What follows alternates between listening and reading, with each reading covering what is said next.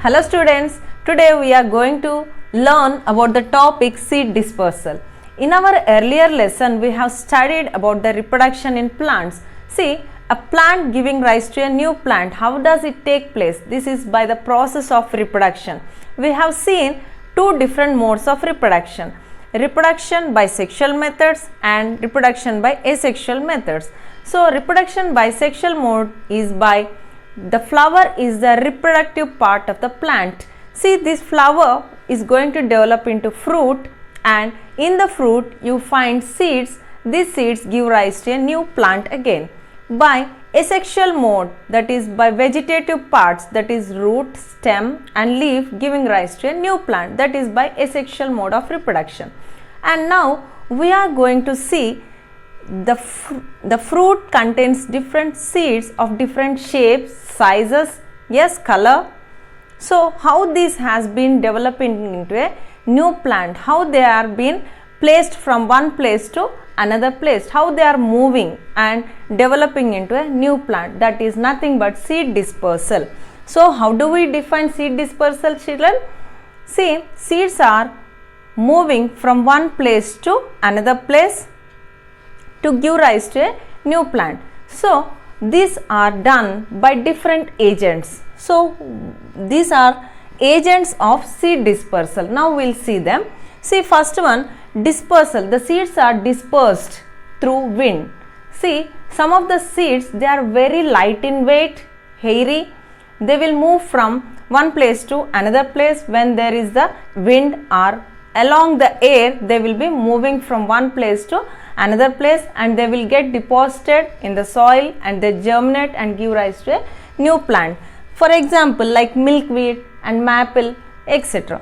And next, some of the seeds that is taking place through water, dispersal through water, like water plants, you can find lotus, water lily, like this they have been dispersed through the water and give rise to a new plant. And next one is dispersal by birds and animals. So, some of the seeds have been dispersed through birds and animals.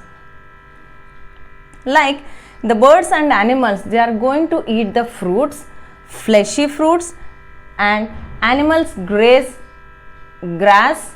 While they are grazing the grass, they will some of the seeds will stick on to their hoofs, yes, and their legs, and when they move from one place to another place, they get deposited at the other places and give rise to a new plant. And dispersal by bursting of fruits that throw out the seeds out. Yes, when we pour water or some of the plants like tulasi and kanakambralu, what happens?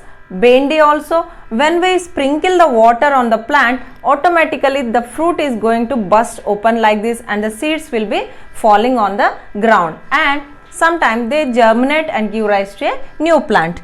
Next, last one is dispersal through human beings. See, children, we are going to eat different types of vegetables and fruits, and you can find, for example, when you cut the vegetables like tomatoes, there are number of seeds in it.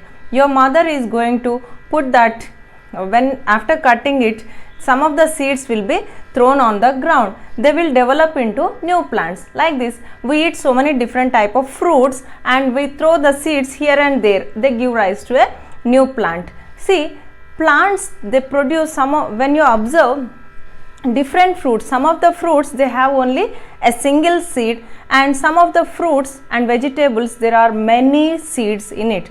Then so many seeds are present in the vegetables and fruits, but only we can find when you are pouring so many seeds into the ground, only some of the seeds will germinate and give rise to a new plant. Why not many plants we can see?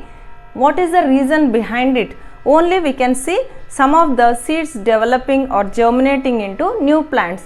See, there are lot of reasons for it. Only the conditions, some of the conditions will suit the seeds to develop, that is germinate into a new plant. Maybe the soil or the conditions like requirement of the water. Yes, there will be a competition between the plants also, then only there will be giving rise to some of the seeds, giving rise to the new plants. If not, we would have seen only the same type of plant on this earth. So only some of the seeds will germinate and develop into new plants, and some will die at the seed level itself, or after growing into a small plant also they may not develop into a plantlet.